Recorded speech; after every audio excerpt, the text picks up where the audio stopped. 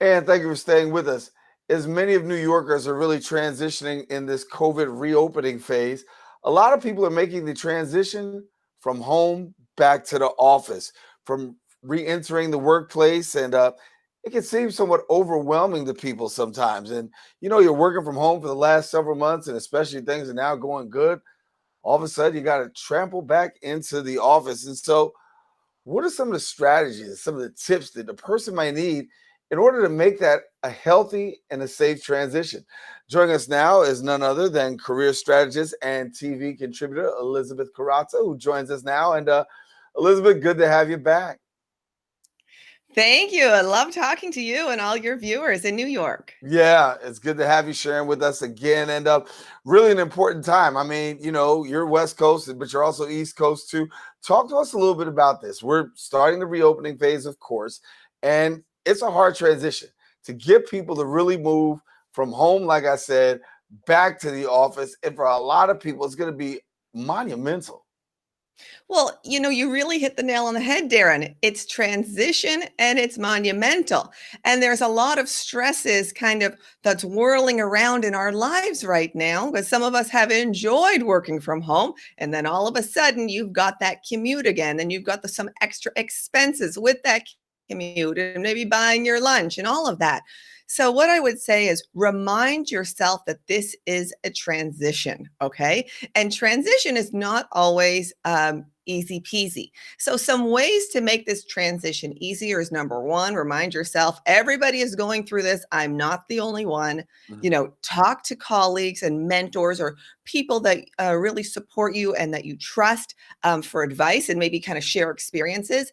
And if you're feeling uneasy about entering and re entering the workplace, talk to your manager, talk to your supervisor, ask those questions that haven't been answered, because that is going to take some of that worry off you, off your plate. It's just you're going to feel a little bit lighter and you're not going to be so worried about it. Yeah. But give me this because a lot of people are dealing with this. We know that 22 million Americans had filed for unemployment, and some for many for the very first time going through this challenge. So the job market is definitely changing. So for some people who aren't going back to work, they're trying to find work. What advice do you have for somebody who's actually trying to find work now?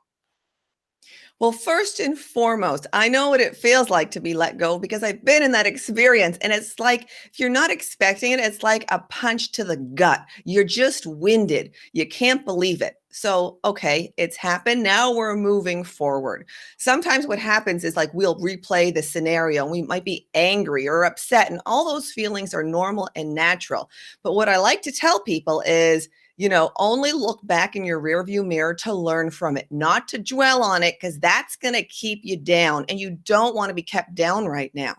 Number two, you're not alone. Like you said, millions of Americans are going through this right now. Okay.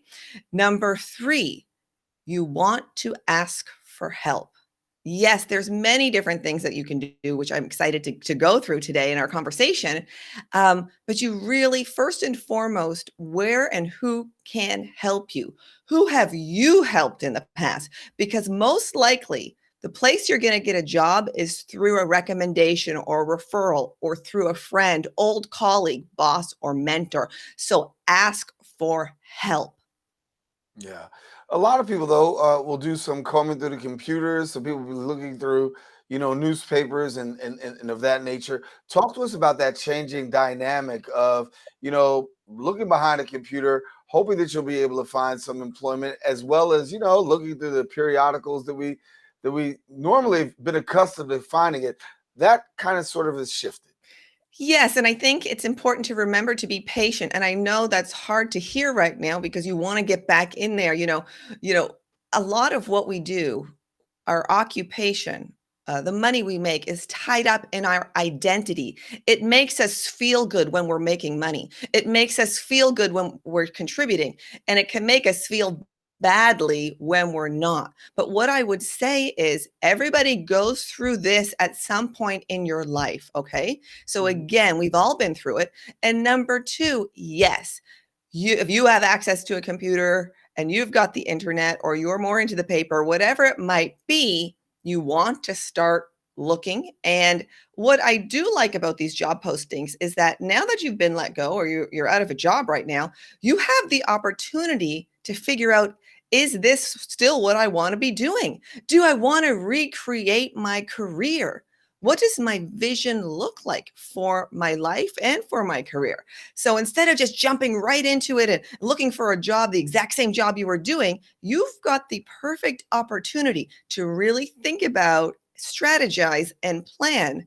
Is this what I want to be doing? Yeah. And is it what you want to be doing? Talk about dreams. Everybody has their dream job. And some people land it, some people don't. But you could actually turn your career into that dream job. And I know for you, you've had the opportunity to do that. So share a little bit about that. Yes. Okay. So I want to ask everybody at home or whoever's in this position to really think about, if there were no obstacles, what would I be doing? What do I daydream about doing? What do I say, oh, Mary's got that job or that business. I wish I could be doing what she's doing. You really want to think about, what are the things that excite you, fulfill you? And yes, you want to think about it, but if we don't write it down, it's all going to be swirling around in our mind, which is what I call tornado brain. And that's the last thing you want. So you want to write it down. What do I like about my job now? What do I hate about my job now? And I know hate's a strong word, but in reality, sometimes we really do feel that way. I've been there, Hmm. and then what are the things that I love to do? Even if it is the exact opposite to what I'm doing right now or what I'm trying to do right now. Make that list of, what do I love? What fulfills me? What do I wish I was doing? And then when you pinpoint a couple, some that really feel the most exciting to you, talk to other people that are doing that.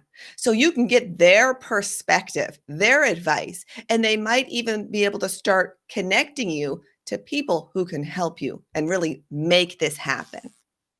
What are some of the common mistakes that people are making during a time like this? Because there's an opportunity for some to really make advancement, and for some, as you're trying to sell yourself, you also might shoot yourself in the foot by some of these common mistakes. Exactly. And you don't want to shoot yourself in the foot. So again, when you're explaining to someone how you're looking for a job, be clear on what it is you want. Make it easy for the person you're talking to say yes to you. So get clear. You do not have to replay the whole layoff scenario.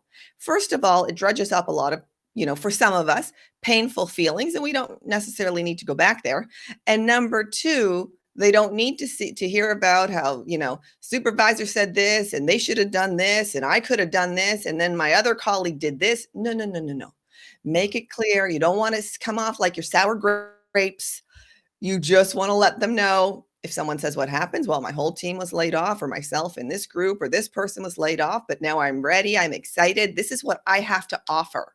You want to think about, when you're talking to somebody who could help you, what sets me apart from other people? Make a list for yourself. Why am I better than the next guy or the next girl? Why am I better than them? Why should this person hire me? You want to look back on your skills and your experiences.